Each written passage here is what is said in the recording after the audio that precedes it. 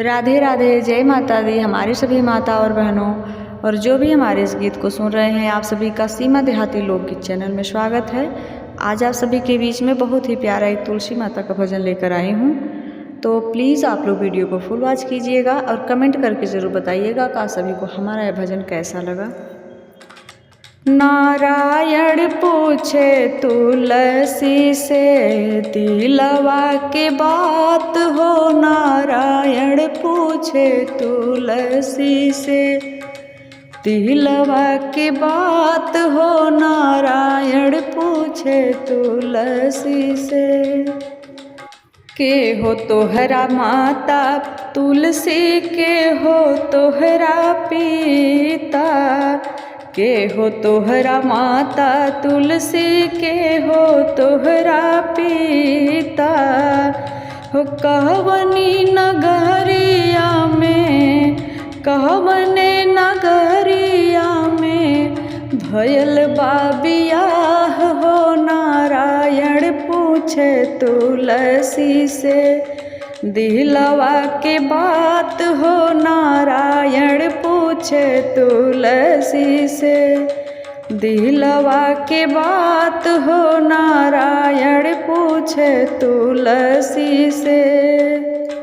धरती हमरा माता प्रभु अम्बर हमरे पिता, धरती हमरी माता हुए अम्बर हमरे पिता।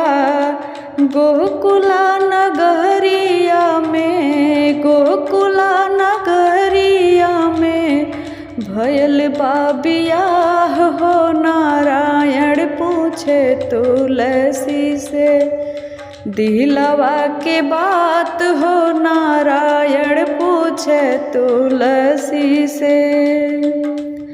कहवा तोहरा नैहर तुलसी, कहवा तोहरा सासुर, कहवा तोहरा नैहर तुलसी, कहवा तोहरा सासुर।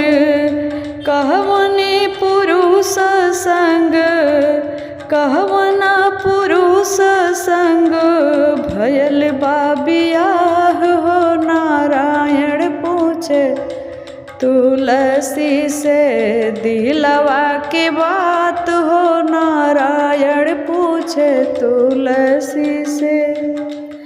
गंगा तीरे नैहर प्रभु, यमुना तीरे सासुर, गंगा तीरे नैहर प्रभु जी, यमुना तीरे सासुर।